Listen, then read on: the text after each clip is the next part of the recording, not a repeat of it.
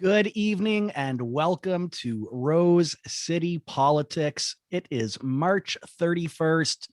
Tomorrow's April Fool's Day. Hopefully you don't come across anything or any of them whatsoever. Now's not the time for April Fool's jokes.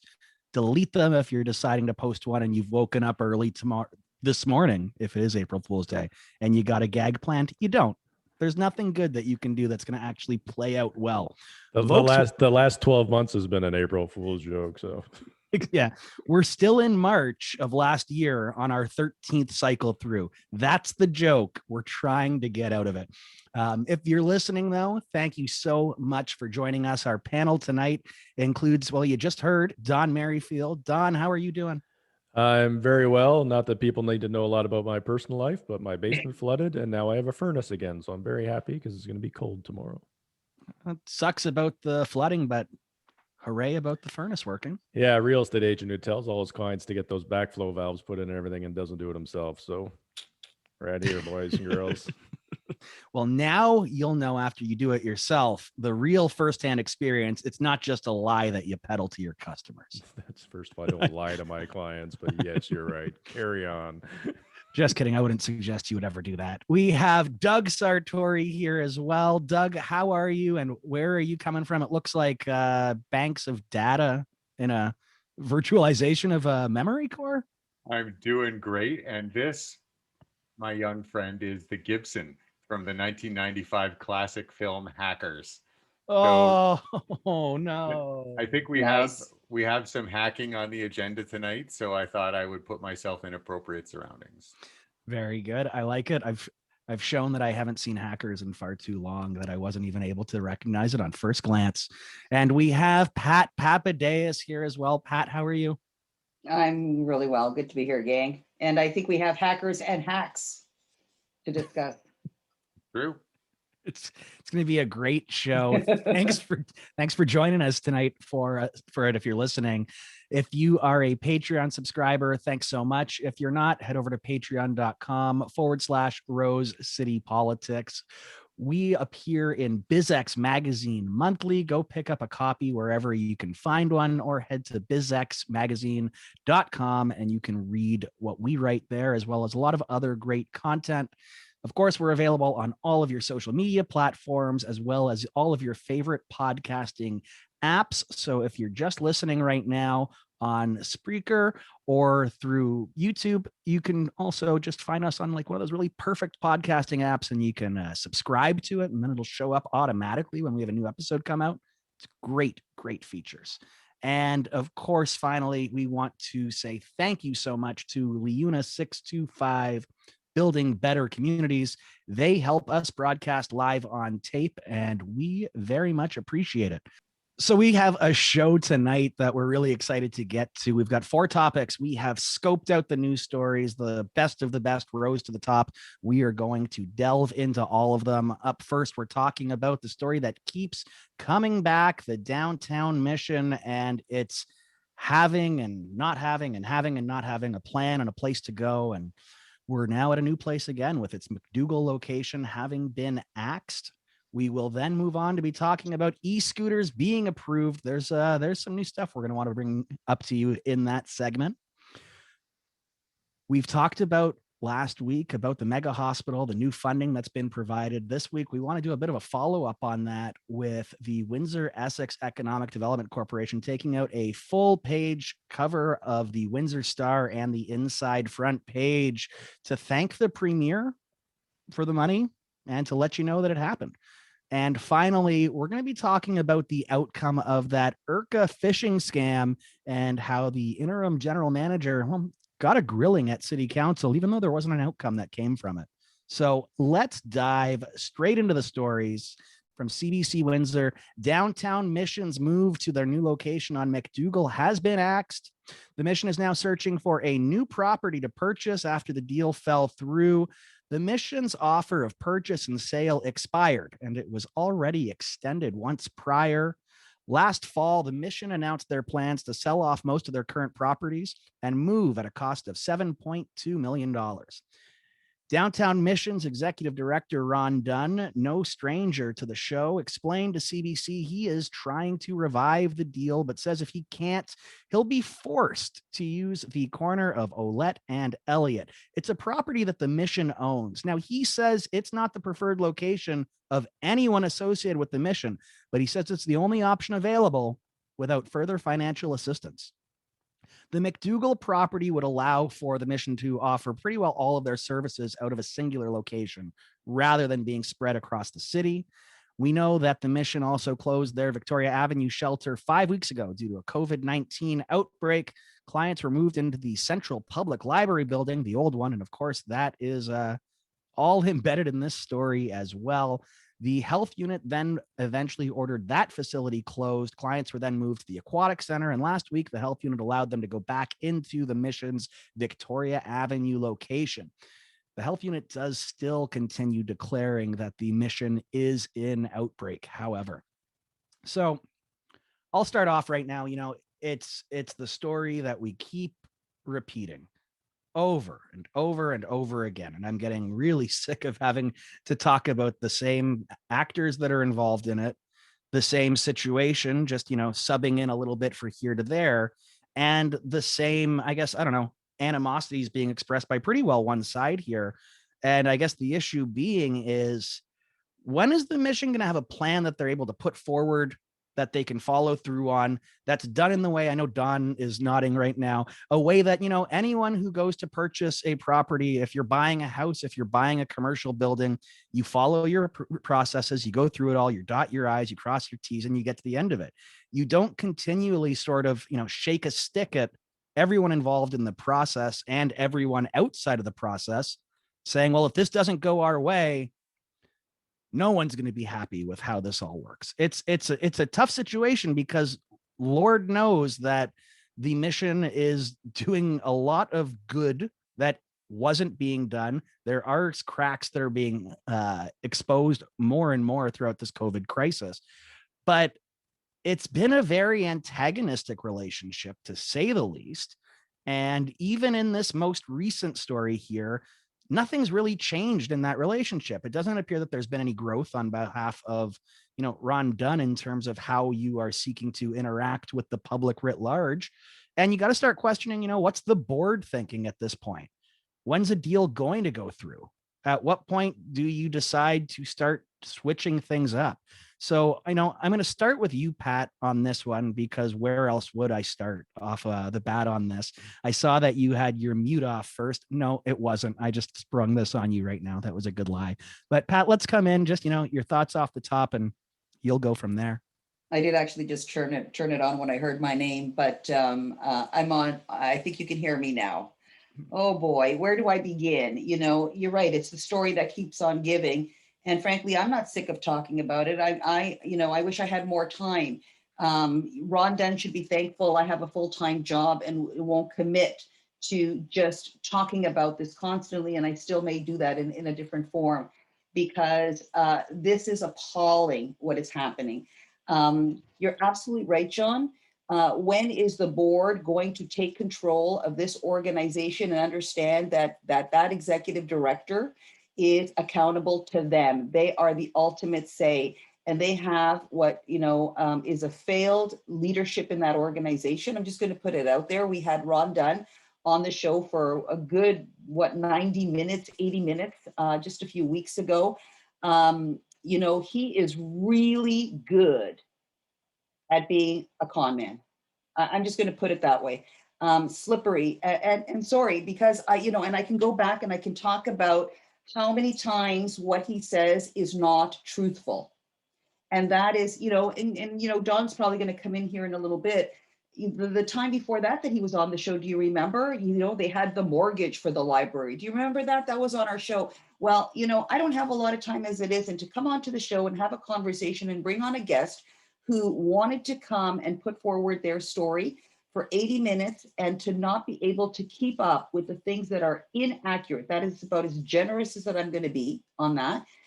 To us, to me, it's disrespectful of our time. And more importantly, it's disrespectful to the community, what is happening and how forthright he is with the information and why he's doing what he's doing.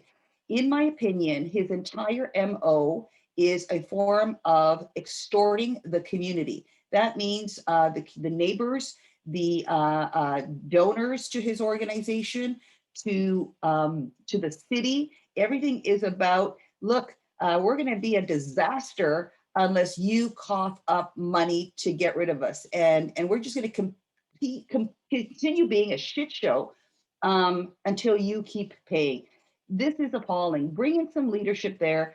He was on our show. He talked about some, he had already sort of preempted that there were already problems looming there because, the city, I think he was blaming at the time the city planning department, and things were not moving as quickly as he wanted to. This is a guy who disrespects all forms of rules. They don't apply to him.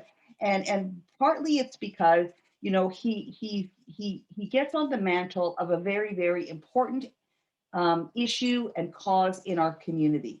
And there's no question. I said it on that show. I'm going to say it again. This is not about the need to ensure that we have emergency shelter in our community for those that need it.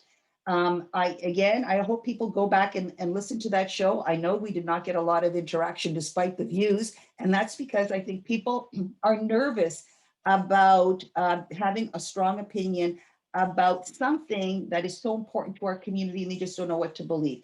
I believe he's really good at it, but once you see that he's not truthful, and I'm just going to put it out there that way in a lot of ways, you can't unsee it after that.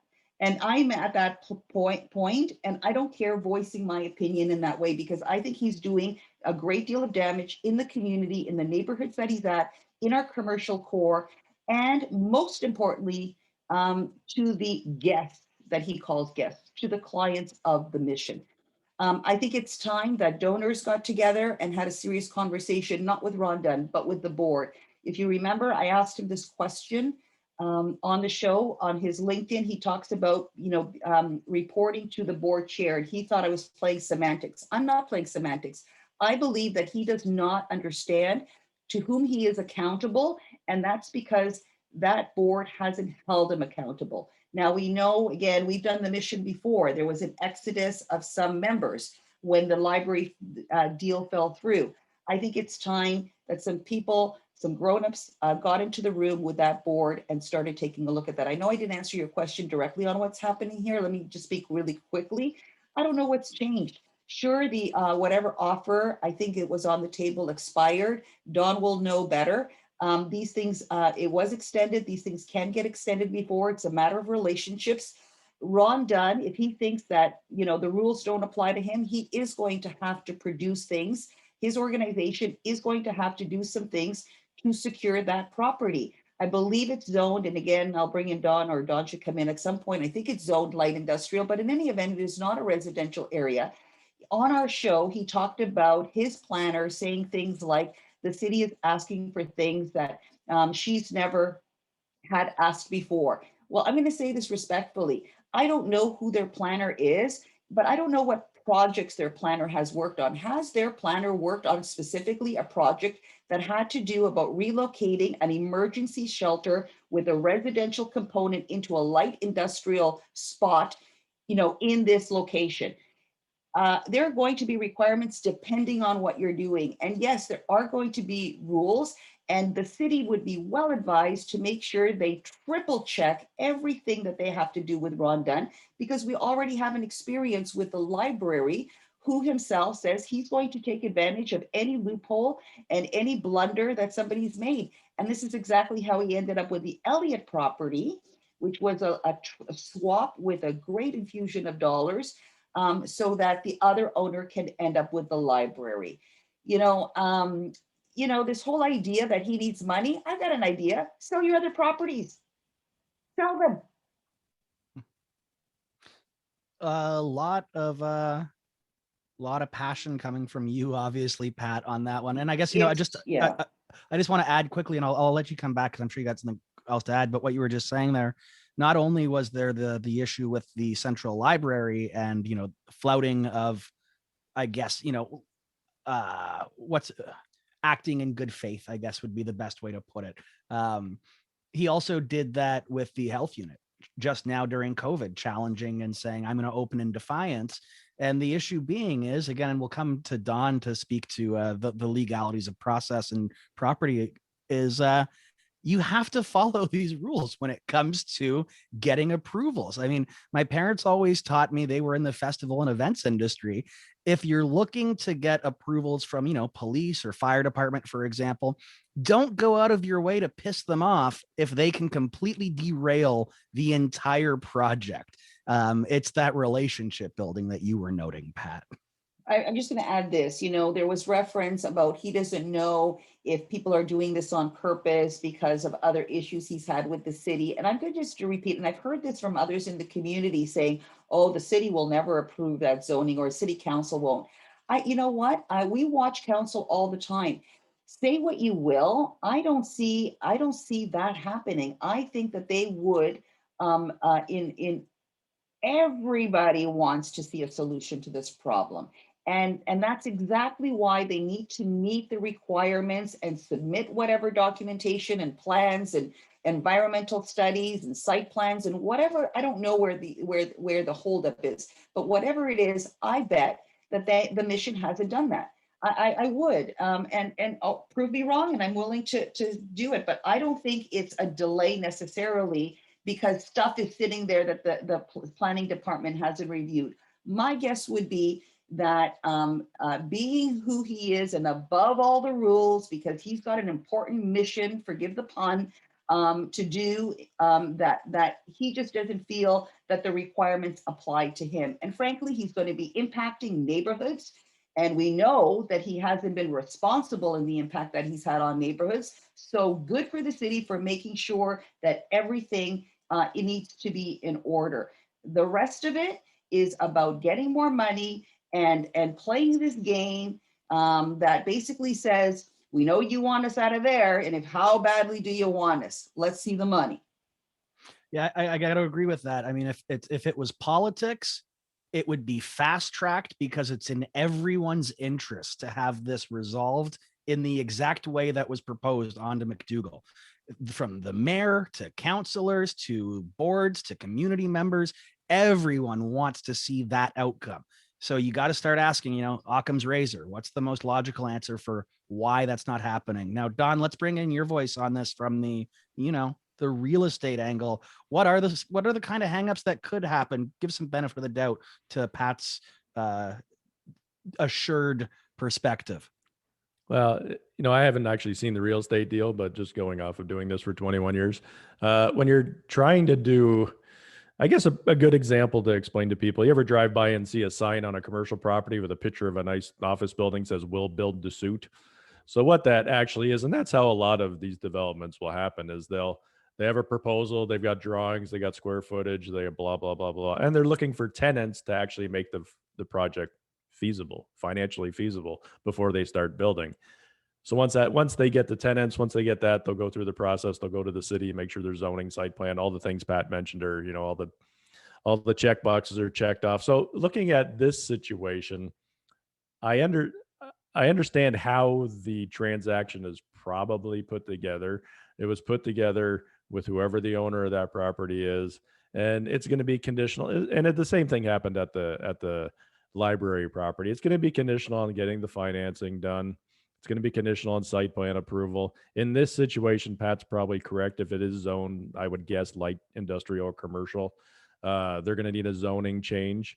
And the city's not going to do that until they know you have all your ducks in a row, because they're not going to change zoning on a rather large parcel of property until they know the transaction is going to go through. That's why you make it conditional on that and go through it. So from Ron being on the show last time, and even like Pat had referenced before with the library thing, which kind of rubbed me the wrong way, is when he was on the show a couple of years ago, I asked him specifically, was the financing all in order? Do you have the numbers together? And he said yes. And that obviously was not the case. And then, the response after the fact was, well, donors backed away. Well, if you don't have the donations and the money secured, no one's going to progress the file further to do zoning changes, site plan approvals, all that kind of stuff. If you don't have the money, it doesn't matter. And the city's not going to jump through a bunch of hoops conditional on, well, maybe I'll get the money from donors. The way that, my personal opinion, take out the real estate world of this, I don't know if he's, aiming too close to trying to fly too close to the sun, that he's trying to put these giant projects together that really has no way of getting funding unless the government comes in, specifically the city, and coughs up some cash, or at least, cuts down on permit fees and things of that nature. The end of the day, he's tried this twice and it hasn't worked twice. And I assume the numbers were probably pretty similar on what he wanted to do on both properties. And to Pat's point, I kind of think she's correct. I think, he's putting out this great project that on paper sounds fabulous. And, maybe even myself, I mean, I look at that when that project came out, I thought, well, this is, this actually might work. This is a good idea. But if they don't have the money, then to me, it becomes kind of, they're playing politics and trying to lever, public opinion. And even at the, when they bought the library, the leverage there was, well, if you don't sell me this one, I'm going to buy the apartment building next door and ruin your property values. There's a bit, extortion's maybe a bit of a harsh word because we don't like to use harsh words in real estate, but let's call it leveraging, everything they can to get him the deal he wants. So yeah, I at this point, I'm kind of in agreement with Pat. I think he's just waiting for the city to cough up some money. And I think he's hoping that the pressure on the city will come from residents who don't want them at Victoria Street, business owners who don't want them on Olette. And he'll throw out another project and say, well, I'm going to do this. It makes everybody happy. But again, he doesn't have the cash. So he's going to go to the city and say, hey, I need, X number of dollars to make this happen, or I'm going to do the bad thing that nobody wants. And I don't think it's an appropriate way to conduct yourself when you're running an organization like he is. Look, I'm in real estate. There's a lot of sharks out there. This is not a normal real estate. Let's, take advantage of everything we can to get the best deal we can. This is, he's providing a public service, a much needed, desperately needed public service. And like John said, if you're trying to get people to cooperate, pissing them off is not the fast way to do that. And we all know, in politics, and then especially with dealing with any government organization, if you piss off the person in front of you, your file is probably not going to get very far. I just want to jump in here, and I don't have a lot of comments on this. I think you guys have covered it quite well and quite thoroughly. But in terms of the politics of it, it looks to me like there was some serious damage done to the relationship between the mission and the city over the whole library deal. When that property got flipped, and it embarrassed the city, and we talked about this pretty extensively at the time, it really damaged those relationships. And what it appears to me more and more like what's happening is that Mr. Dunn would like to turn that into a beef. If there's a beef, if there is, irrational mutual dislike on both sides and it's a beef, I think that's a little bit easier for him to defend than I made a mistake. I damaged these relationships, and now these are the consequences of damaging those relationships. My advice to the folks on the political side would be not to fall into that trap and not to engage in a beef. Let things play out the way that they should. And I don't see any evidence that there's anyone doing that on the political side in this case. I don't see that there's any evidence that the city's actions had any impact on this deal at all. So that's just my perspective on it. And, for what it's worth. I'd like to actually, yeah, go ahead, Don. Well, I just wanted to do one more take on the real estate thing real quick. You have to also understand that the person or the corporation that actually owns that property, Ron had said that they had extended the deal once. They're not going to wait forever because, the property's sitting there vacant where they could be making millions of dollars selling this in this real estate market. So, you can't expect the property owners to be so accommodating to the fact that now it's going to cost them money. So, like he said, he wanted to extend it again, but that's if they did it once already, everybody knows in real estate, if you extend it once, then you have to extend it again. That deal's probably dead anyway. So move on to the next one. So I understand completely why it wasn't extended for a second time. Well, I didn't hear that it wasn't extended for a second time. Is that accurate, John? You might know from having done the background notes. I thought that they were going to try, but that they hadn't heard it would not be extended. Have they said that it's, not extended? I didn't read that. It wasn't said that it wasn't going to be extended. Ron said that he was going to seek another extension on it, but I mean, Right. I don't have huge experience in real estate. I mean, a couple things Sure. here or there for business, but I agree with Don in the sense that, like, if it's already been extended and you asked for an extension, you missed the deadlines, and you're not going back to what we've been talking about, and you're presenting yourself the way that he's doing in public, what's the incentive here unless they really want to offload the property? Well, I'm going to take a contrary view for a minute, because so why go to the media? Why are you in the media right now? I mean, if you're going to go for another extension and you haven't heard no, this is going back to, he plays the media. And I also want to comment on what Doug said. Here's the thing, that that property owner is no stranger to development, and would know legitimately whether there's a delay and this extension could lead to a deal. It's really truly a matter of time, or whether we're dealing with somebody who they don't think can actually, the organization can follow through on this for other reasons. So that actually would tell me more about the mission than it would about this particular property owner. And I agree with Don. I don't expect that a property owner is going to stick around forever when there are other possible opportunities for them. But the fact remains that somebody who owns lands would understand that somebody is going through a zoning process, and where exactly the delay is and how long it would take to get those ducks in a row. So I think that there hasn't been that communication because there isn't really the willingness. It seems to be that the first go-to is go to the media. Like, what was the point of going to the media in this case? And saying we're going to be seeking another extension. How about this? Go try and get another extension. And if the answer is no, then you may decide that that's something that you want to go to the media for. Does his board meet on a weekly basis to be able to keep up with what he's going to the media for? I want to follow up on something, and I know we want to move on topics, but I just want to follow up on something that Doug said. And that is that not only do I think that the city, who, of course, it's not like we're not critical of how the city operates and certain things that happen. But not only do I not see that happening here, in fact, we have clear indication that that's not the case.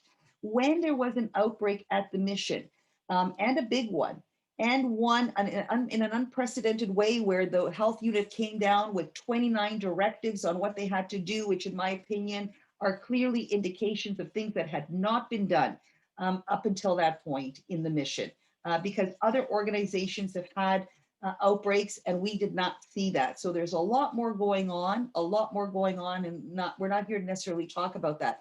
But what did the city do? What did the mayor do, who probably has, one of the biggest beefs, because he did look bad being the mayor of the city in that library deal. It was clear, I mean, who wore the brunt of that? It was the mayor. So what did the mayor do? He opened up his beloved aquatic center, for goodness sakes. And how many organizations in this community, and he got flack for that, how many organizations and other agencies in this community did they pull together to handle that emergency shelter there? There is no indication, no matter how Ron Dunn wants to play this, that this is in any way something out to get Ron Dunn or the Mission. The only thing failing the Mission right now is Ron Dunn.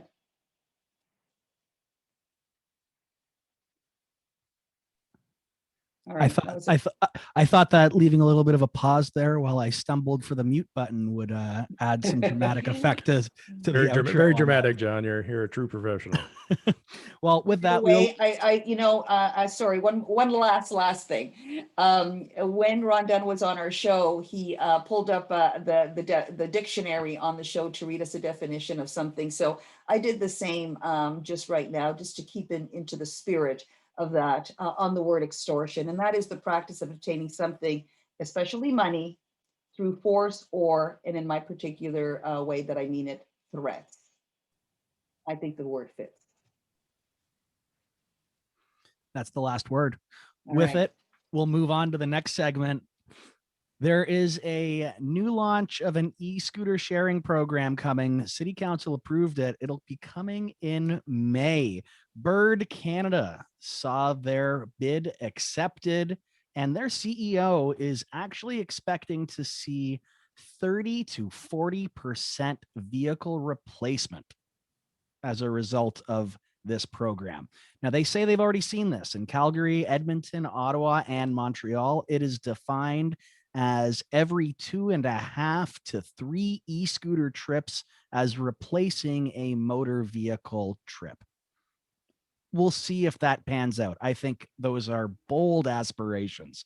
Bold aspirations. I'm but not. we'll I'm see. not going to lie. When you said they're, that replacement number, I thought that's how many they knew they're going to have to replace because they're going to get thrown in the river. So that 30%, I thought that's a pretty high rate to replace property. It's crazy. Vehicle replacement rate. Very good point. That's what I thought it was. So we talked about this before. It's going to be a 24-hour service, 7 days a week, running from the riverfront to Drouillard, Tecumseh, and Prince Road. It's 500 e-scooters, 100 e-bikes, 0 docks, 0 centimeters of dedicated active transportation lanes in this city. It's supposed to cost roughly the same amount as a bus ride, $3 to $4. The company tells riders stay off the sidewalks. Maximum speed is 20 kilometers an hour. And the city will be, as I said, using the dockless model. The reason for this is because it would have cost hundreds of thousands to taxpayers to have a docked model. So the devices will be left in what are called furniture zones. Now, this is the area on a sidewalk between the sidewalk and the street.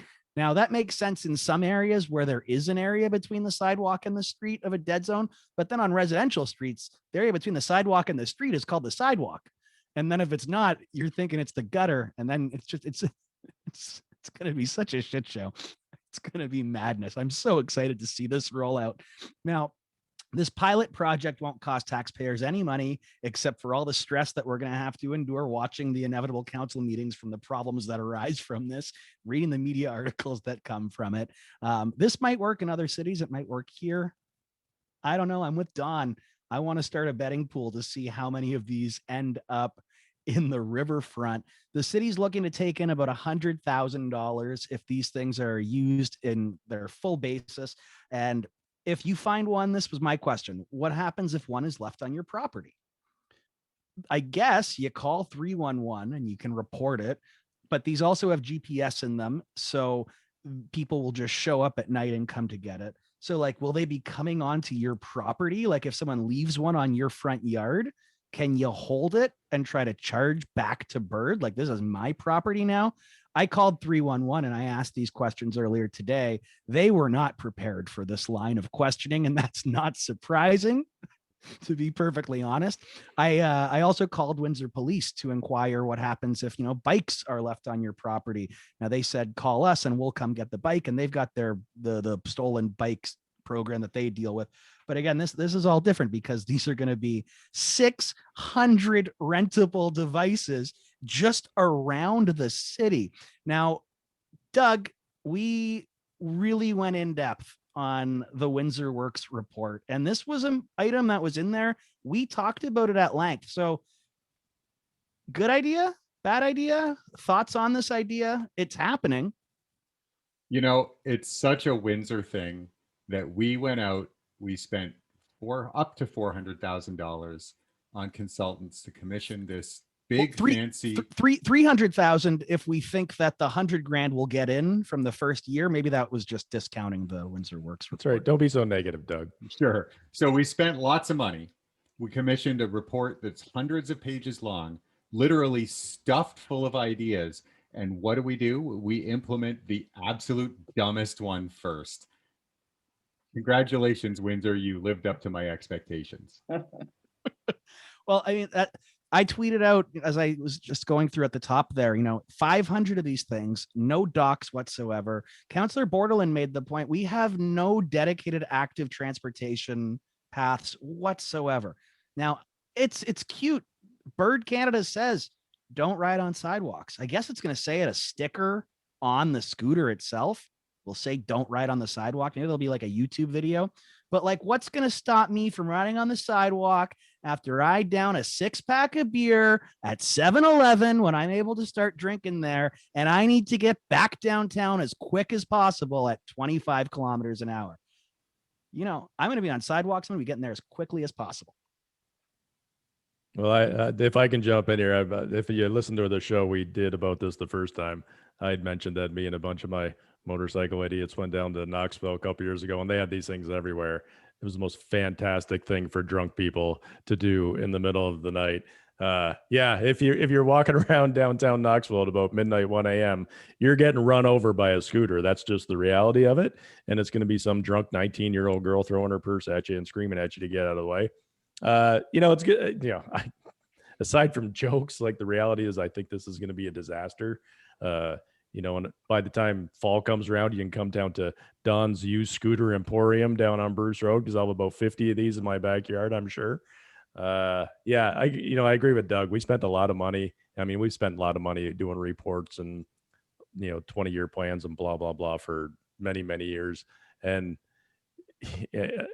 this is the dumbest idea we can pull out of any of these reports. Like you guys said, there's nowhere where you're going to ride them. You have no choice but to ride them on the sidewalk or the bike paths, walking paths down by the river. That's it. I mean, you're gonna ride it down Olette when there's 400 cars coming up behind you and you got 6 inches of, they have to swerve. Like there's nothing good that is going to come out of all this. They have to give you a full meter to pass you, Don. Yeah. So they'll respect that. Yeah. Now, I ride a motorcycle most of the summer. People don't give me a meter in my own lane. Pat, I want to get your opinion on this, of course, but I also just the liability. Like all that I can ever think about when it comes to like the city of Windsor is just liability. I was on the Dan McDougall show a couple of days ago, last Friday, and I brought up the issue. It was regarding this topic, but it was, livability versus liability. And we don't have the livability, but hell, have we got the liability? What happens when one of these scooters, hits a pothole or an uneven segment on the road? Who's at fault here for it when someone breaks their leg? And what if they're not wearing a helmet and it's more serious? And what if, quite frankly, I am drunk when I decide to rent it? Not me. I wouldn't be irresponsible like that unless I'm in Nashville or something with Don. But like, let's say, hypothetically, I am drunk when I do it and it's an even worse situation. And let's say, I die. And, there's going to be lawsuits flying, but who's liable for the fact that I was able to rent this 25 kilometer an hour death trap while inebriated without, any involvement? Like, where's the liability on this, Pat? Gosh, oh my gosh. So there's so many things firing through my brain, including maybe this is where we might start a development. Some entrepreneur can develop that there has to be like a breathalyzer test before you can unlock it. And the technology's there, I believe. So maybe we need to think about these things and, what's the problem? What are the solutions? But I think the other problems, I don't know what the answer to that is, John. I'm actually surprised. I would like to see what the legal department of the city's report was on this. And I haven't seen it. I think there's some things that we're missing. Do we not have an accessibility committee for the city? And what, have they been consulted? What is it that they had to say? We know that in Toronto, there were advocates of Accessibility Ontario. We take a look at County Council last March, that they received a report from the Essex County Accessibility Advisory Committee, and they were requesting support for concerns regarding the pilot project of e-scooters for the province. And they provided comments and correspondence of their concerns, and County Council sort of noted it, accepted it, filed it, and then asked that it be distributed to the municipalities. Where is the consultation for our accessibility and disability organizations, and what are those concerns? Because I think that those have not been looked at or addressed, particularly in a city, as you say, that does not have, an inch of designated bike lanes. We haven't managed to get our bike infrastructure started. You made me laugh about the potholes. I wanted to be sarcastic and say, oh, do we have those? Aren't our roads pristine? You're absolutely right. There's so many angles and concerns to this. the main consultation, I think, is with the accessibility and disability groups. I don't know. I have to say that I could be mistaken. I would have to check with our executive director because, we have monthly meetings and sometimes we may not receive a report. But I don't remember being a member of a BIA, and in particular the downtown BIA, having received a consultation. I mean, this is where they're going to be in the BIA areas. That stretch includes several BIAs. What was the consultation with the BIAs? I think that they've reached out now, but the decision has been made. So it's not so much of a consultation of, as it could have been before there was a decision made. And then to wrap this up in a bow, I go back to what Doug said. It's no coincidence that you've got Windsor Works, a very expensive report on that was ostensibly supposed to be, I think, a big picture, 10,000 feet off the ground, strategic directions for this city going forward. And, that the first thing that was mentioned was scooters is not even in the universe. So this is where, this is a pet project of a particular person who carries a lot of weight when you commission a report from the mayor's office, who really, really wanted this. And I just don't know why. I'm not really sure why that is. And I foresee a lot of issues with it. Yeah, we'll see what happens. If I can just add one thing in here before I know John wants to get a comment in. John presented a scenario that I'd like to play out for him. Dear John, if you're ever on a motorcycle trip with me and my friends down in Memphis, Nashville, wherever we go, and you do something and die, this is what's going to happen. We're going to put you on your motorcycle and push you off the side of a mountain, say you had a terrible accident, or we're going to leave you there and say we'd never met you before. So just in case, if you were planning on coming, those are the rules of the game when we go away. Well, I was going to, first of all, it's a very macabre and dark element that we've launched into right now. I was going to suggest that you just throw one of those e-scooters from Windsor in the back and just plant it there. But apparently the geofencing will work, so you won't be able to do that. Just put some bottle rockets on the back of the motorcycle and just push me off the cliff. It'll be a good show, and they'll think I was a daredevil. Doug, I know you're not going anywhere, John. Stay safe and don't go anywhere with Dawn, corruptor. That's good advice.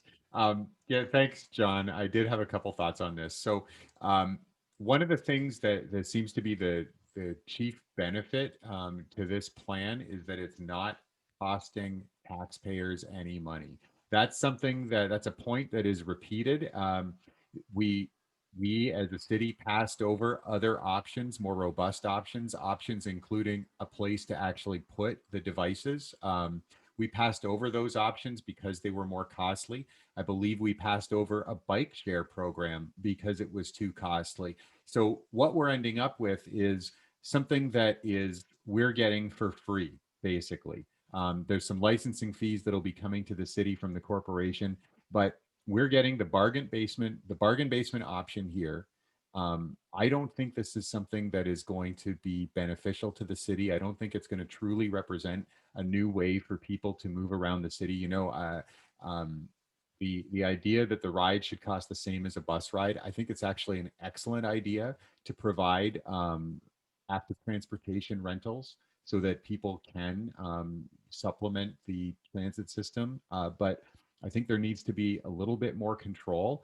And I'm just not sold on scooters as a viable option for moving people around the city.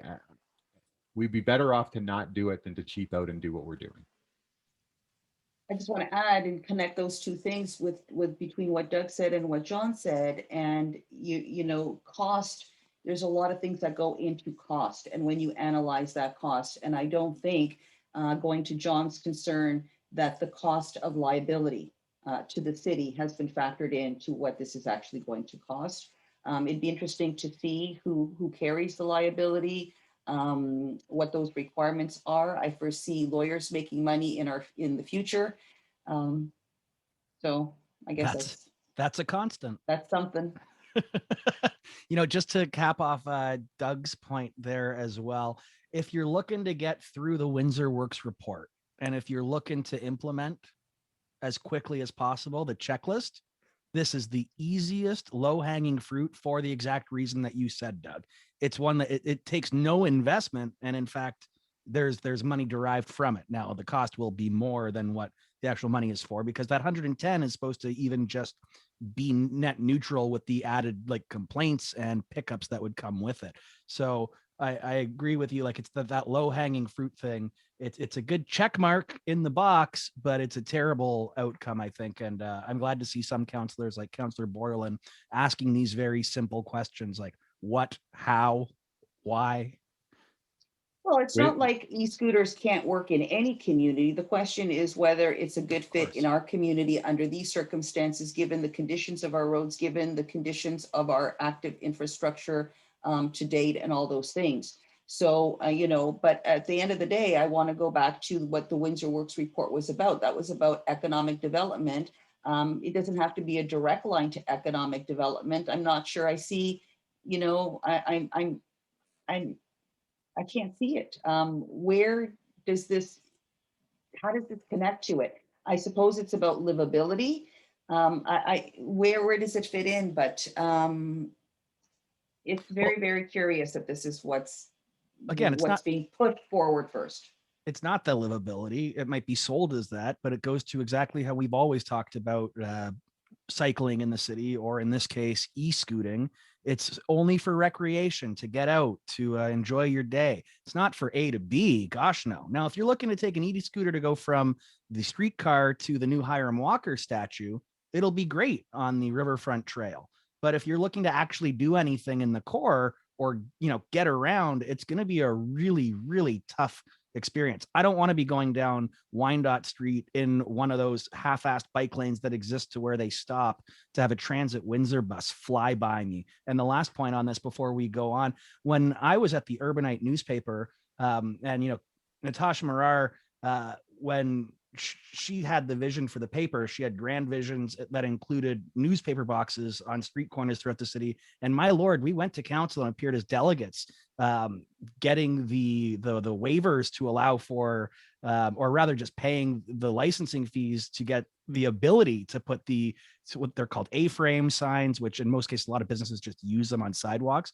But we really wanted to ensure that the liability was followed. And that process was comprehensive, and it was onerous, and we had to get approvals for newspaper boxes, and they were in one spot and they were chained to a post. And the biggest concern was what happens if a car drives off the sidewalk and crashes into the newspaper box and it's not where it's supposed to be. Now the city has to pick up that liability. Now, if these scooters are everywhere, it's that, but times 500, because we only had 3 boxes or 4 boxes. So anyways, we can, John, we could probably do an entire show on ideas that have not gone forward because of these exact issues. Once upon a time, the BIA put together a proposal to create little areas, a circle where we could license buskers essentially in parts of the downtown core. And well, I won't go too far, but you don't see those, do you? So, well, when the idea is coming from within the city, I guess it's always great and has to be approved. But with I know we want to stop this, but I just had a grand thought. Does anyone think that the reason that the politicians are pumping this as it's not going to cost the city any money is they actually want this to come in and fail? And then they got kind of information where they see active transportation doesn't work. It doesn't matter if we put bike lanes in, doesn't matter if we do this stuff because people aren't going to use it. We've tried it. It failed. Let's move on. That's the kind of thing I would have said like a year ago and gotten laughed off the panel. No, John, no one's that smart to try to do anything like that. I don't think so. And it's certainly a risky proposition to do it. I think it's actually the long-term plan for how people will get to the new mega hospital. Okay. We're gonna have one corridor up 42. We're bringing back a segment we haven't done for a while. It's a good thing we haven't done it for a while. Not happy that we have to bring it back today. Are we really doing this and taking advantage of the poor AM 800 interns down there? It's not our fault that they keep doing it every now and then. AM 800 news poll question of the week. If offered the Oxford AstraZeneca COVID-19 vaccine today, would you get the shot? Now, yes or no's aside, and we don't have time to go around the whole panel on here. I'll just say really quickly the obvious thing. Let's not go around as a media organization asking questions that might increase vaccine hesitancy at a time that we're in a tumultuous public health crisis, seeing a third wave impending, and dealing with, all of the negative outcomes from it. It's just, we don't need to ask these kind of questions. I was advocating earlier today, let's just go back to World War I and how they dealt with the pandemic then. It didn't happen. And if you printed it or you spoke about it, you're taken off the airwaves and we're censoring the newspaper. No, there's ways to deal with it. There are other ways to deal with it. I just don't think the framing here is the best. Doug, I'll give it to you as the only thought on it. No offense to Pat or Don, just timing is short and you brought it forward, Doug. We've talked about this before. I think the biggest problem is that these poll questions, they're part of a segment on AM 800. They drive conversation. They are something that the hosts use to as a springboard for discussion. And I think actually in that context, it might be okay. And this question might be okay. And I think in the context of an hour show where you're talking about vaccine hesitancy and issues with this particular vaccine, that can be okay. The problem is these polls get dropped on social media in isolation. And people like me who don't listen to AM 800 are, you see the poll and that's all that you see. And I think a lot of times they come off as irresponsible or flippant or an extremely narrow, tiny slice of a much larger discussion. But I think, I'm speculating, but I think it's the nature of what they're doing on the radio and trying to extend it out into the social media world. I just think there's a better way to contextualize these on the different platforms where they get posted. Have to agree with you on that one. They're all our friends over there at AM 800, and we just want to see the best for our community. But I do agree with you quickly, Doug, on it. I saw someone the other day, it was a political question, I think related to something Ontario politics. And someone had shared the poll onto a highly partisan person's page and said, better get your people out on this one really quickly, to help skew the poll in the other way, which goes to the very nature of this. It's like, these are not scientific polls. These are, in a lot of cases, push polls that are being swarmed by groups of partisans or oppositional groups or community groups, and it really sways things. Yeah, so it's not representative. No question in my mind, the AM 800 poll gets brigaded. It gets brigaded by all kinds of different people for all kinds of different reasons. But if you've got 30, 40, 50 people who will click on a link and cast their vote because you've shared it with them and suggested what they should do, if you can do that, you can massively skew the outcome of the AM 800 poll. And there are a fair number of groups in our community who fit that description. So unfortunately, I just think that you can't make much use of these things by themselves, and they need more context on social media. Context is always key. Let's keep on that context note because we're going to need to help frame this next piece that we have here. That's called a segue. It worked pretty well. The Windsor Essex Economic Development Corporation has amended their We Can't Wait campaign to We Are Moving Forward, following the Ontario budget, including money to advance the mega hospital to stage 2. To celebrate, Weed C bought the front page of the Windsor Star to let the region know the following, quote, Premier Ford has delivered on his promise to advance plans for the new hospital system. Now, I have dealt with Post Media in the past, and I wanted to confirm the cost for one of these ads. It's been around $14,000, steady around $14,000. Now, we know that Weed C has come under fire for a roughly $300,000 marketing campaign. So included advertising components, promoting the mega hospital. That's 10% of their budget. They were also panned largely, especially by Councillor Bordelin, for $600 spent on holiday cards. Doug, I'm going to start with you on this one, and then we'll go through the whole panel. Of course, there's a lot to be said about this one here. is this a good use of our economic development agency's money? Is it more offensive than the holiday cards? Yes, this is absurd, and I think it's highly offensive. I wonder if we're seeing this dump of money happening right now because it is the fiscal year end, and you know, the money available might go away. I wonder about that, but If so, they feel free to buy ads on the show, Weed City, yeah. or any city organization. We've got ad spots. What was the purpose of this front page ad? So the purpose of We Can't Wait, the purpose of the We Can't Wait campaign is to advocate for the hospital build on 42. That's the purpose of the campaign. How does this ad advance that agenda? What it looks like to me is really thinly veiled partisan advertising. And you know, I don't know if that was the intent. I assume that somebody at the Economic Development Corporation approved this spend directly. But what is the appearance that you're giving off as a publicly funded municipal agency when you are purchasing a full page ad on the front of the local newspaper? Thank you for keeping your promise, Premier Ford. Why was that not a press release?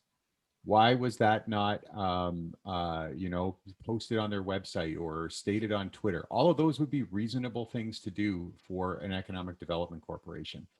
Purchasing $14,000 worth of advertising to buy the front page of a newspaper for a day,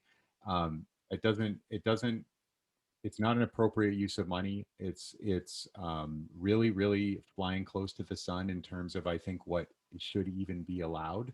And I'm really bummed about it. I'm really disappointed that this has been done. And I'm disappointed in the folks at the Economic Development Corporation. I think the best light of it, Doug, as you said, and we'll go to Pat, is let's hope it was year-end funding. And I guess that's the best light that could be cast on it, but it's not a flattering light. Well, there's certainly a lot better use for money, but I'm going to just connect with this partisan issue. You know, a lot of these things are connected. We've got, you know, the Windsor Economic Development Commission with this plan, and I don't think we've actually discussed the fact that the funding came through on the show.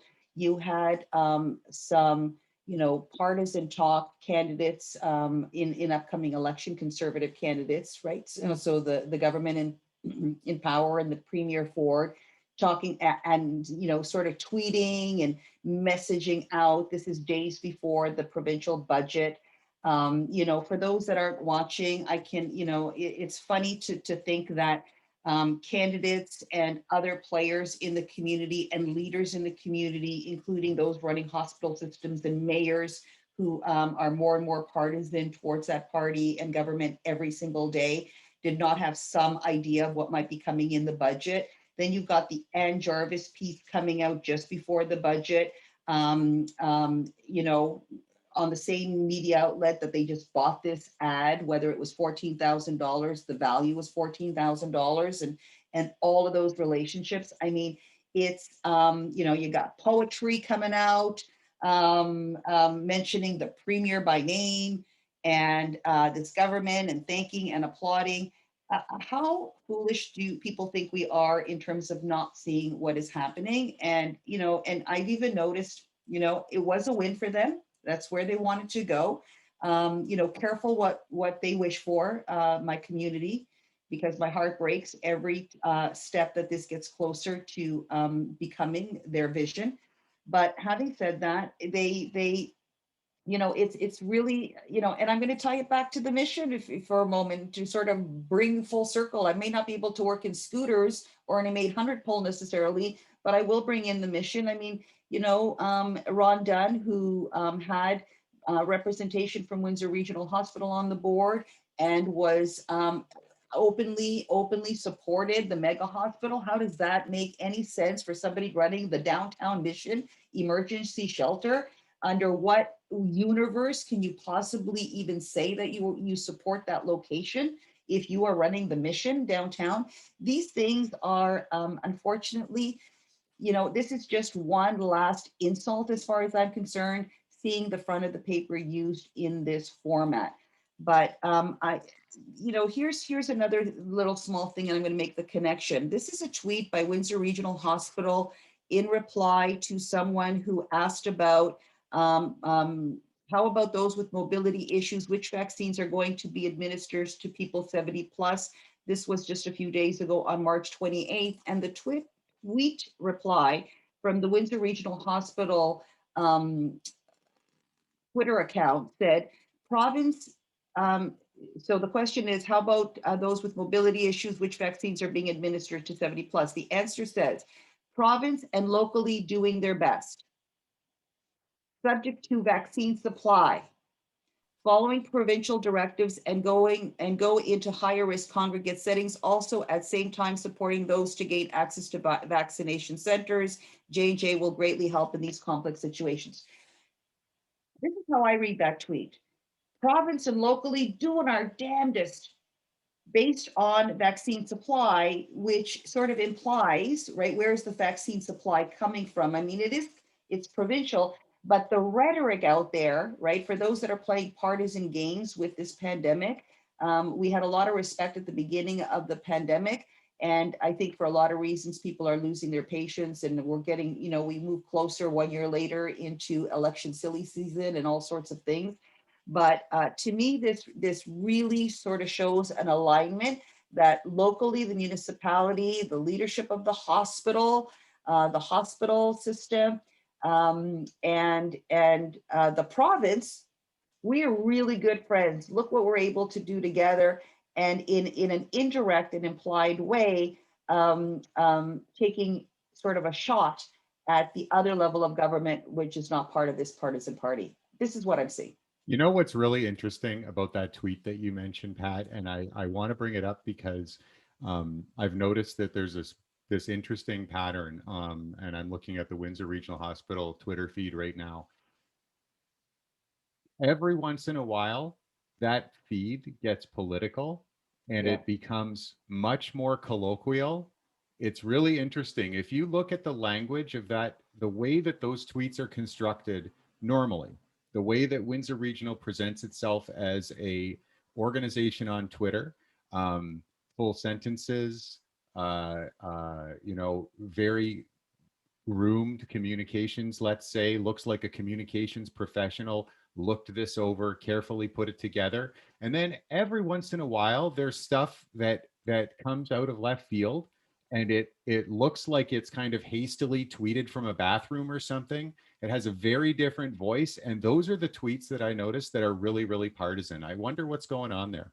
Absolutely. I completely agree with you, Doug. And to the communications person who is probably a professional and can do the job at Windsor Regional Hospital, I suggest you take control of that account and remove anyone else who appears to have some access to it. Change the passwords. For your own good. Which might lead into our last, good segue into the last segment, possibly. There. It's not bad. Do you have anything that you want to say about this one, Don? And then we can go on to that. Yeah, real quick. I mean, you guys have pretty much covered everything. To me, this is a ridiculous waste of money, for that the Economic Development Commission spending. If you want to spend $14,000 in advertising, go put an ad in the Toronto newspaper saying, move to Windsor if you can work remotely because, cost of living down here is better. Everything's better down here than Toronto. There's ways to use your money, advertising dollars, to actually do some economic development. But this has nothing to do with economic development. Forget about, we can argue about the hospital and the location forever. The point is, I think this was almost a personal attack that, it's like being a sore loser. We won. Let's take an ad out and kind of stick it in the people's face who, were fighting for something different and didn't win. If you're trying to congratulate the premier on, making a great investment down here, fine, but why would you take it out in the Windsor newspaper? I'm guessing that he probably doesn't get the Windsor newspaper, considering people in Windsor don't get the Windsor newspaper anymore. So I don't see how this is an effective use of your dollars. It's well, I think Doug said it best. It's absurd. I wish we'd stop having these conversations about the ECDev corporation, because we have serious problems down here with economic development, and our organization seems to turn into just a political arm of, what really comes down to the mayor's office. And this is, it's becoming messages that are all in one line, and they're all, all saying the same thing, when this has nothing to do with economic development's job is to be thanking politicians. If anyone thought that the word wasn't going to get out that we got the investment, they're insane. We talked about it. Every radio show in the city talked about it. It's been on every news channel. It's been everywhere. Even the premier talked about it. So to say that they were putting this out just to let people know what happened, I mean, that's, anyway, go on. Thanking politicians is the most disgusting thing to watch people do, especially when they're people that are already involved in government and are supposed to have that, arm's length or distanced relationship. There's nothing worse than seeing the rhetoric get closer and closer to like North Korean type language, like, oh, thank you so much, dear premier. We wouldn't be able to have a hospital without you. The sun has rose and shall set because you're able to see us through every day. It's so gross and over the top. Well, and if you're I understand the politics of it. That, look, local leaders are always sucking up to other levels of government because they want stuff, right? But this, it gets, like you say, this gets to North Korea level of don't your always. leader stuff. Sometimes they go to battle. They pick and choose which way. There's some conscientious choices. This is not about sucking up. They already got the money, actually. So why spend the money? I agree 100%. I think that they should just set up like an awards committee and give each other awards. Yeah. Like best premier. The award goes to. Yeah. It's like the WeTech awards you get every year. Everybody gets the same award. They just transfer it around. Well, I can go there. If you're gonna thank the premier, do it the Windsor way and just send him a bottle of Canadian 100%. Club. That's the way we wait. He's a teetotaler though, isn't he? But wait, we gave it to Michael Phelps and he was an alcoholic. So that's 100%. that's hardly worse. It's maybe a horizontal trade. This is why they hate us. And let's face it, the mayor goes to dinner with the Iron Walkers people all the time and gets free bottles. I mean, he's probably got a case in his basement. Oh, okay. Let's move on. Right. We said we were going to get through 4. We're going to do it. ERCA was grilled by city council after a roughly $300,000 phishing scam, but council decided not to investigate anymore. Interim general manager Tim Burney was grilled about the incident. A fraudster pretended to be an internal staff member, and then he completed 2 transactions sent to falsified bank accounts. Investigations were encountered by ERCA's management and the OPP. Currently, OPP and RCMP are both doing a new investigation because it appears that there is an international criminal group involved in this. Now, Mayor Dilkin said he found out about what happened, but he didn't find out from ERCA or from other council members. So he's advocating to council, or he did, that they should investigate it. He said that not doing so would perpetuate more suspicion in the minds of the public. Now, since the incident took place, then General Manager Richard Wyma left the organization in September. It's not known if his departure was related to the fraud scam. The investigations, though, according to Burney, found that no one involved in the organization had any responsibility or involvement whatsoever. Now, Joanne Geniak and Fred Francis, they're not satisfied. They weren't satisfied. They were the ones pushing for more investigation into this. And it was revealed during the last council meeting that the hacker got into ERCA's system in March, and they were able to learn how the organization operated and communicated. Doug, our resident tech expert on the panel, is going to be musing first on this one, but I want to leave it with this quote from their interim general manager right now. This is the kind of smash and grab that occurs when we all live in this digital world. We unfortunately fell prey to a very sophisticated, complex system where someone could infiltrate your system and then pretend to be someone else and then gain that trust and then have someone act. Doug, how complex and sophisticated are phishing scams? Well, it's funny that you say that. It seems like every time there is a some kind of a technical security breach, that the first order of business for the people who are impacted is to explain exactly what kind of mega genius would be the only possible person capable of pulling this off. You're walking around, you're walking down the street with your pants down around your ankles, and you're saying, it had to have been some kind of immense supervillain, some super smart supervillain who was able to pants me here. I don't know that that's necessarily true. That the attack was particularly sophisticated. What it sounds like to me, and I did have a chance to take a look at what Mr. Burney had to say to council. What it sounds like to me is that through some kind of compromise of a user account, either through phishing, like you say, or perhaps by a password that is shared with a password that's already available on some kind of a dump. The websites get compromised, their password lists go up for sale. If you use the same password on multiple websites, this is how you get burned. There's a few different ways that this might have happened, um, but then that person, or group of people who had access to the account, sat on it for months. They sat on it and learned about the organization, presumably by reading emails, looking at people's calendars, and so forth, understanding the patterns of communication in the organization. So think about how much effort that takes, and how much time that it would take. And then finally, when they felt the time was right, I don't know, maybe because of a particular circumstance, someone was out of town, someone was out of the office, to make this kind of a thing plausible, they struck. They asked for some kind of a financial transfer to happen, and it went through. So that's what I think happened, just based on what we heard at council. And I think that there are some fundamental things, like there are probably some fundamental things that the organization could have done differently, that would have made something like this impossible. It's not like it's rocket science to secure your organization and to secure your organization against these kind of threats. But what it takes is awareness, and it takes investment. So I think in watching council and in watching the questioning of councillors Francis and Gignac, who are very clearly extremely interested in digging into this topic and trying to find an angle on it. And I think that's probably a good thing to dig deep when something like this does happen. But unfortunately, I don't think either one of them were really able to uh, uh, get at the real issue here.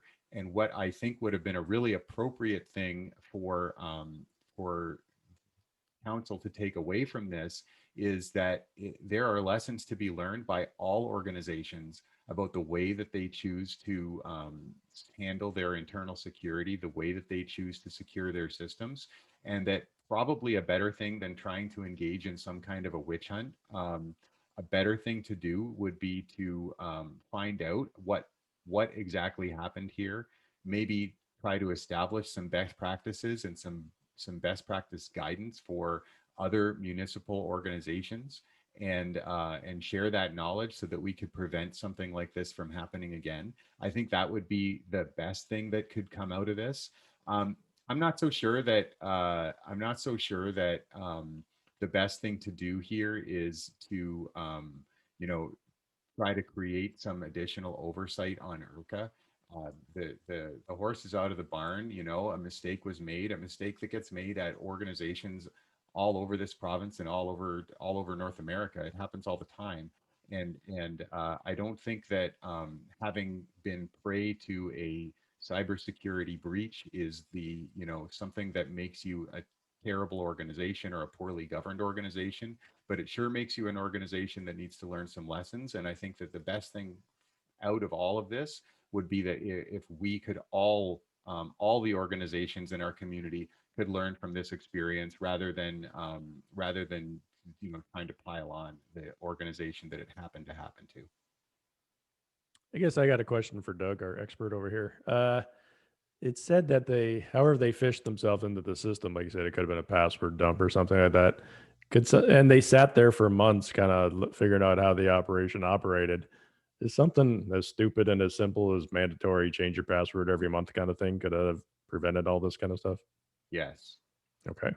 So Um, so even our criminal enterprises here are low-hanging fruit organizations. We're not even trying very hard. Yeah, so I talked to an actual information security professional in preparation for the show, and that was my thought too. Password rotation is something, a pretty simple measure that would have mitigated this problem.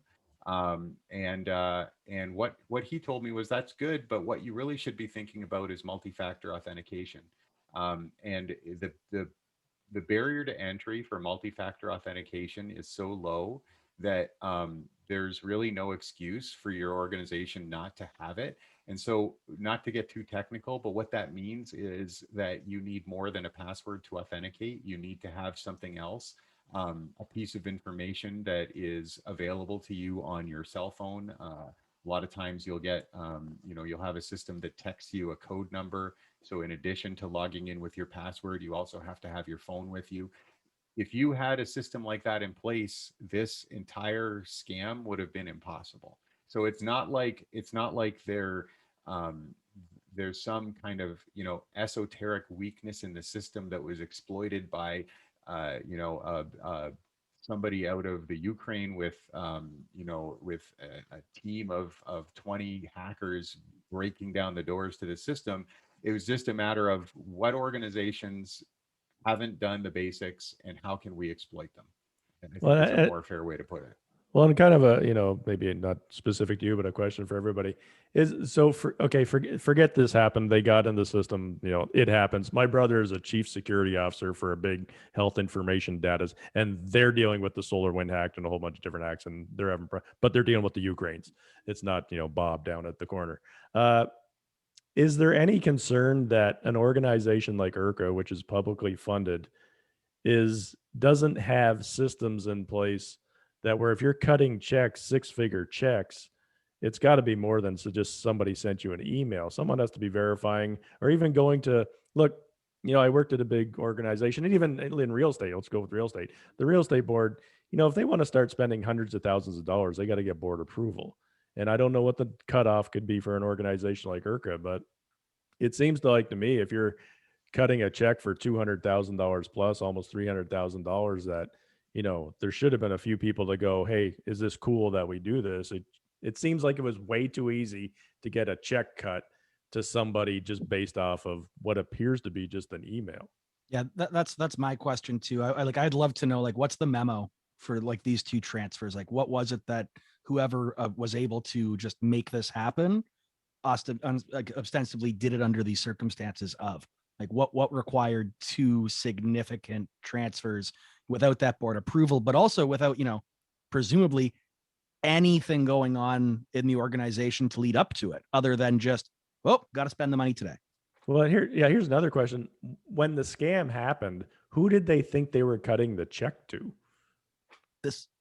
I don't know if that information's out there. I really don't know, but was it, you got to pay your gas bill for the whole, year for your trucks and all that. What was the scam that said, okay, no big deal, just cut them a check because we do this all the time? There has to be a reason to cut that check. I'm curious to what the reason was in the scam. Well, it sounds like the only person who outside of ERCA who knows right now is Mayor Dilkins. Council doesn't know. ERCA knows. My question is, how did Mayor Dilkins find out?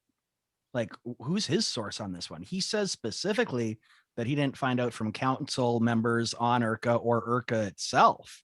So is he getting fed information from police services about it? Would that be in the role of the mayor if this was something that involved in, an international criminal enterprise? I don't know the answers to this, but I do agree, I guess, there are more questions to be asked.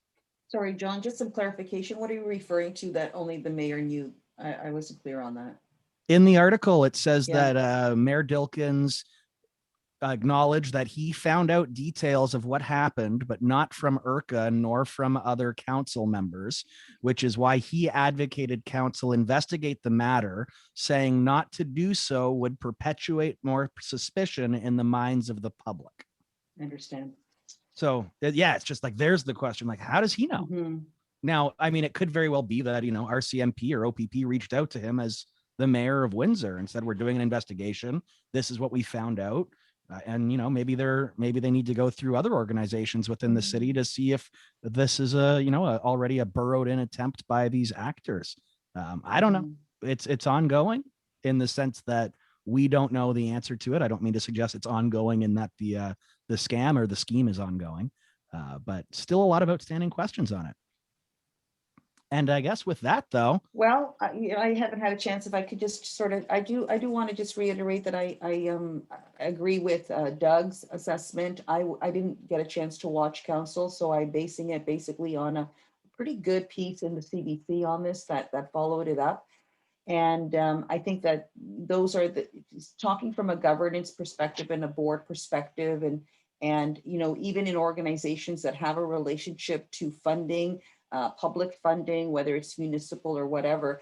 I think that there is some concern when issues happen and you traipse somebody in front of city council. You have, an opportunity to ask those questions, but then you have a motion that basically wants you to bear all.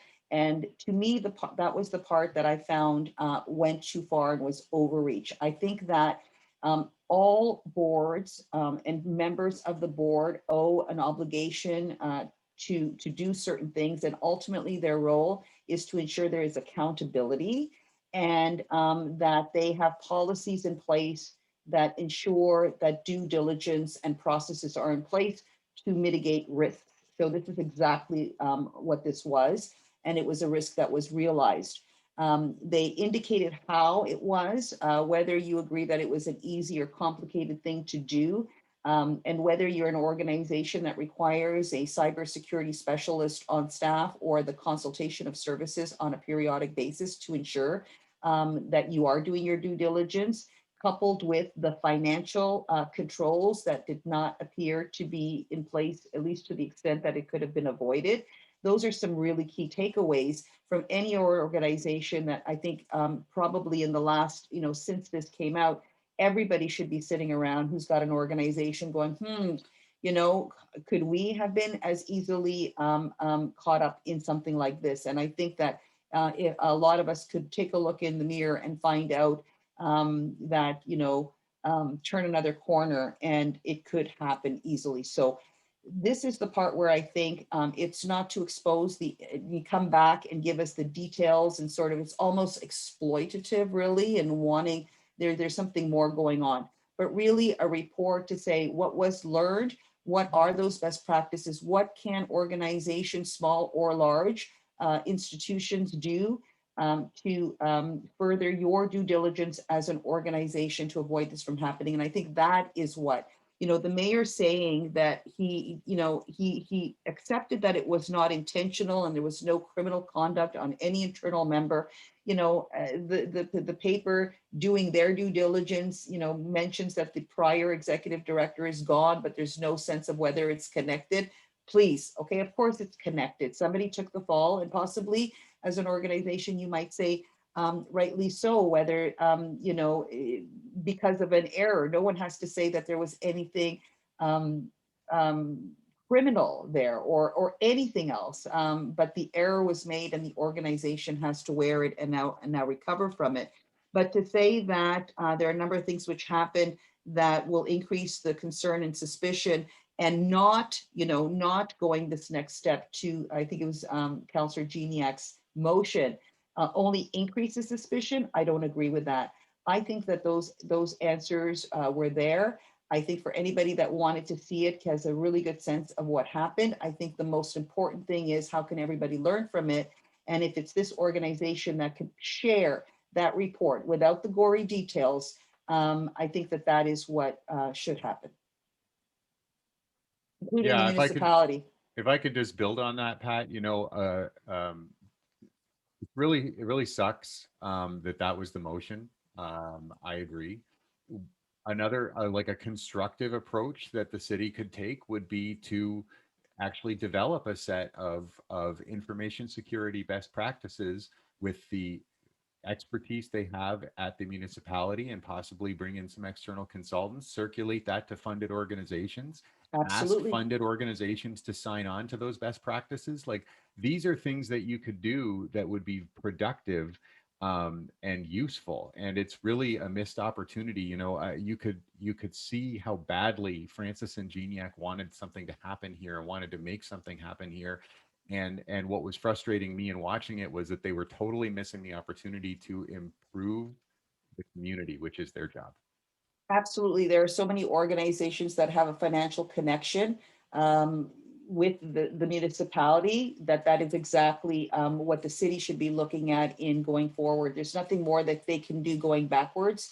Scratching that, wound is not going to fix it. What will be very, very positive and constructive is to produce some training, some documentation that can be disseminated to other organizations to say, hey, this is a check. Have you done this? Take a look at this, and to provide the resources for them to do it 100%. Because we are a political talk show, I have to wonder whether, what the political angling is and on who is on the ERCA board, around the table at council, and who isn't, and how that played out as a result of where people landed on this issue. Yeah, you wouldn't be surprised, of course, if we were to read through who was on the ERCA board and who isn't. We don't need to go through it. Friends of the pod are able to put that one together there, no doubt. I just have one more comment if we're Yeah. wrapping up the show here. Doug had mentioned that, he used the analogy of walking around downtown with your pants pulled down to your ankles and not knowing. John, if you're ever on a motorcycle trip with us at some point in time, there's a good chance you can close the show now. It's fine. I'm going to end up with my pants down, killed, but I'm going to be put onto a motorcycle and loaded off. I'm just saying, things happen on these motorcycle trips that you can't plan for. That's fair. I do want to leave it on that note, but I can't help but to go back. $300,000 to lose is a lot of money. I question how many employees and members of the board there are total at ERCA. I'll throw a number, 25 maybe tops. Sounds like it's maybe about right. Let's go on the biggest end and say it's even 50 without me looking towards anything, but to use a round number. A lot cheaper to go and buy 50 tablets and assign everyone one and set up what Doug was talking about, two-factor authentication, than to have to deal with the ransom at the other end of it, or to deal with, in this case, the unapproved bank account transfers and all the stress that comes with it. I hate two-factor authentication. I hate changing my passwords, but man, I really hate when you lose everything or a really bad breach happens. So, those little steps are what can save you from losing your mind down the road. With that, we hope you guys haven't lost your mind. This was a really fun show. I thought we had a really good time tonight. What do you guys think? People died, people's pants were down, other things happened in like Nashville. I don't know. I feel like I'm really missing out on stuff. I don't know. There's a possibility I shared too much. All I did was look up a definition on and one of my friends on those trips is a Windsor police officer. So yeah, maybe I've just gotten a lot of too much information. Yeah. We apologize. We just go to church on these motorcycle trips. Well, thank you everyone for listening to the show tonight. It is March 31st. You'll be hearing us next month in April. Our regular panel tonight included Doug Sartori, Don Merrifield, Pat Papadeus, and myself, John Lidkey. We're so happy you were here with us tonight. If you are a Patreon subscriber, we like you more than the rest of you. If you're not, head over to Patreon. We have favorites. Head over to patreon.com/Rose City Politics. Sign up. You'll become one of our favorites really quickly. We promise. We're in BizX Magazine every month. Check us out. We're on their website too, bizxmagazine.com. We're on Facebook, Twitter, YouTube. all of your favorite podcasting apps. Like, share, subscribe, and comment. We love to have that interaction. We love to have the back and forth. So, just engage with us. It's what it's all about here. We get our opinions. We get our understanding of what the issues are that are going on in the city based on some of that interaction that we get on our feeds. So please don't be afraid. Don't be shy. Engage with us. We want to see that. And of course, we're broadcasting live on tape. We've been able to pull this off now for a year plus, thanks to the kind support of LiUNA 625, building better communities. As I said, we'll be back in April, and it's going to be a fun month. Looking forward to it.